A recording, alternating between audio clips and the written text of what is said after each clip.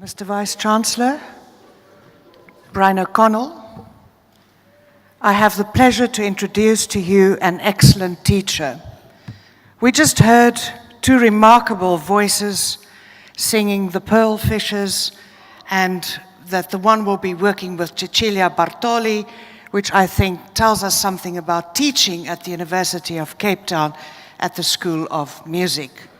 But this morning I will commence with a formal curriculum vitae on Brian O'Connell, a remarkable and important person in our education system. Brian O'Connell graduated with a Bachelor of Arts and qualified as a teacher at the University College of the Western Cape, now called UWC.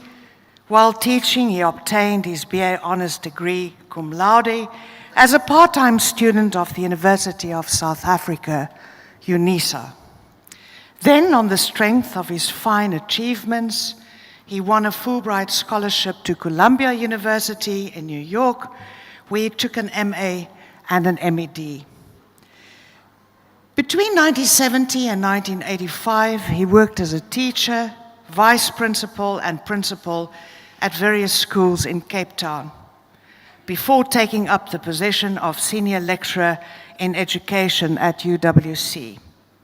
4 senior positions followed after this: acting vice rector of the Peninsula Technikon, rector of the Athlone College of Education, head of the Provincial Department of Education, and then, of course, in 2001, he was appointed as the rector and vice-chancellor of UWC.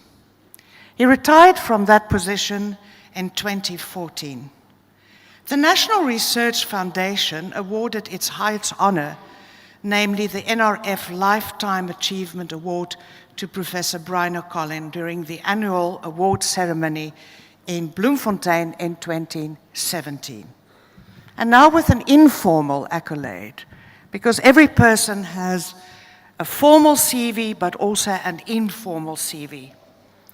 The upliftment of our disadvantaged citizens and the restoration of their dignity was his quest as rector, vice-chancellor, and as teacher. As a white scholar, I lectured for 12 years at the University of the North, now Limpopo, before moving to UCT in 1992.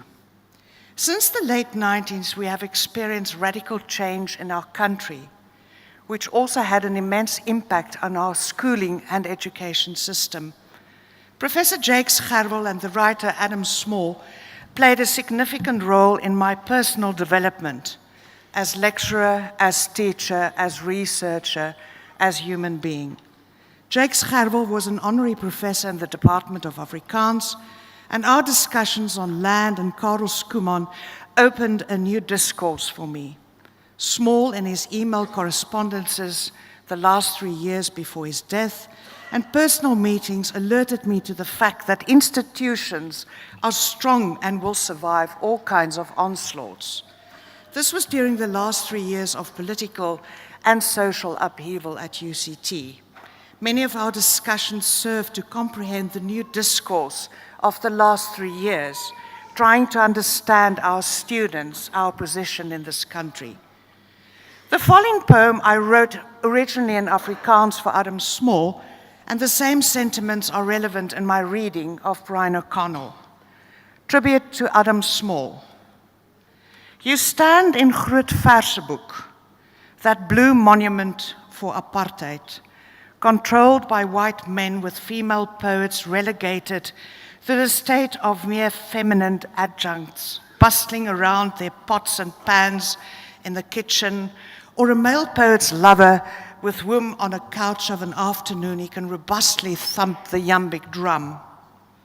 On the sad tune of the poet Flat on His Back, here lesbian women were also absent or fleeing to Canada and other far corners of the globe, second class, quiet, nature anthologies only just giving their poems a glance, with yet the deeper turbid menace as a shark does his deep circling dance.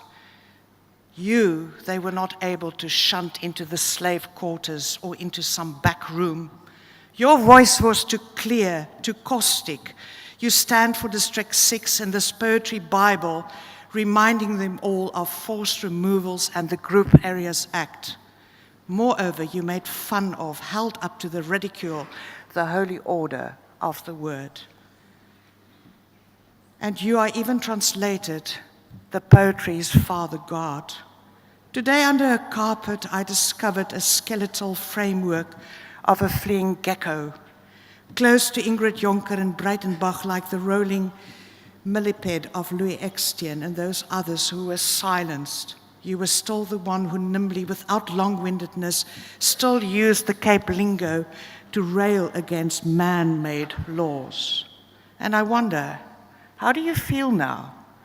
Or have you not, like that gecko, also been silenced by all the hostility? But simultaneously, the bricks and the cement of institutions and the ivy may be untouched, but the spirit has to change.